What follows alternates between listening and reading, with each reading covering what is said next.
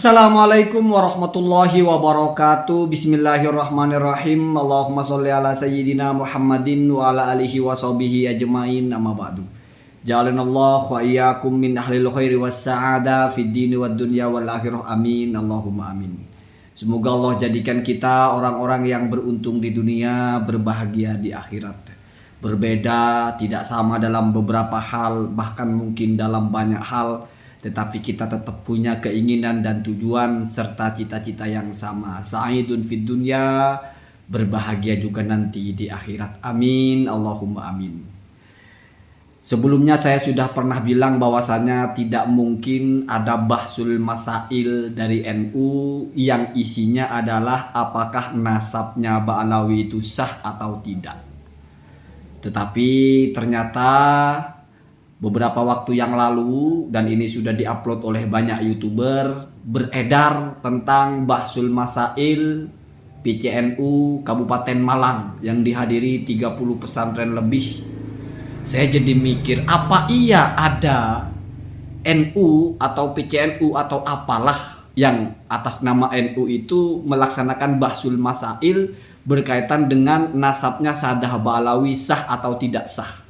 Setelah saya telusuri, ternyata dari 4 pertanyaan yang dibahas dalam bahsul masail di Malang itu, satu pun tidak ada yang berupa apakah nasabnya Ba'alawi itu sah atau tidak sah.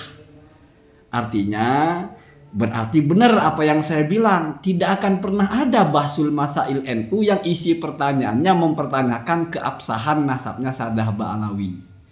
Lalu apa pertanyaannya yang dibahas dalam bahsul masail di Malang itu? Ya. Yang pertama adalah bagaimana metode atau turuk dalam mengisbat nasab. Jadi bicara bagaimana nasab itu diisahkan. Lalu dijawab ada 13 cara.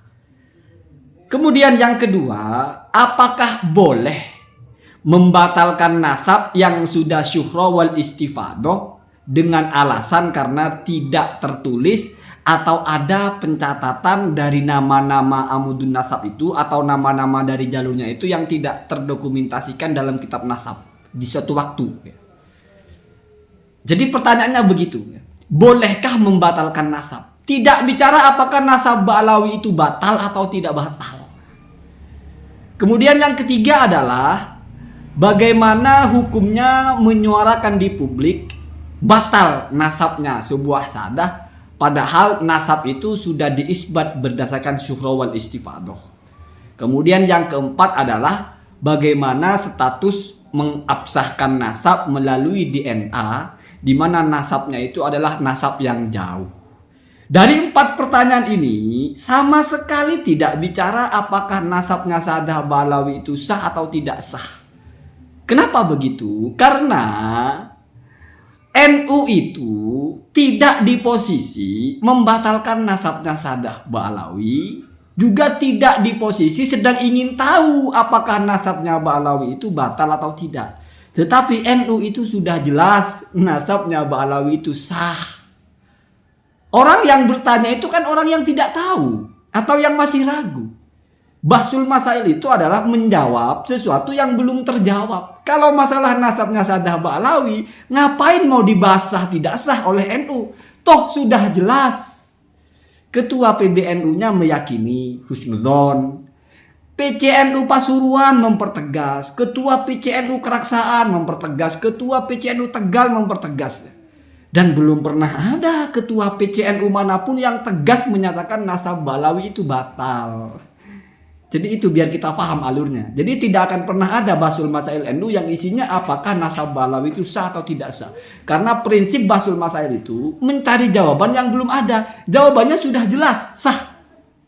Satu. Yang kedua, dalam bahsul masail NU itu bukan mau meramu pendapat. Bukan orang-orang yang berkumpul untuk menciptakan gagasan baru. Bukan. Bahsul masail NU dimanapun adanya, itu mereka membahas hukum nyarinya di kitab. Sekarang bayangkan, misalnya pertanyaannya apakah nasabnya Sadah Ba'alawi sah? Jawabannya semua kitab dibacakan sah, sah, sah, sah. terus apa yang mau dibahas? Sudah selesai. Misalnya pun ada ikhtilaf, tapi ada yang bilang tidak sah. Siapa yang bilang tidak sah? Kitabnya Ki Haji Imaduddin. Jadi tertawakan kamu dalam Bahsul Masail kita bicara kitab ulama kok bawa kitabnya Ki Haji Imaduddin. Atau ada di Google itu tulisannya Syarif Audah, ya ditertawakan juga. Atau tapi kan sekarang sudah berkembang, ditertawakan.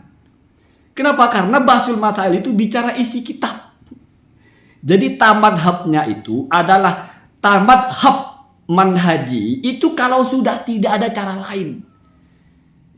Kalau masih ada cara kita menukil ucapan ulama, maka tamadhabnya itu atau bermadhabnya itu adalah bermadhab menukil ucapan ulama. Jadi kamu jangan berpikir NU itu orang-orang yang akan membuat pendapat baru. Enggak.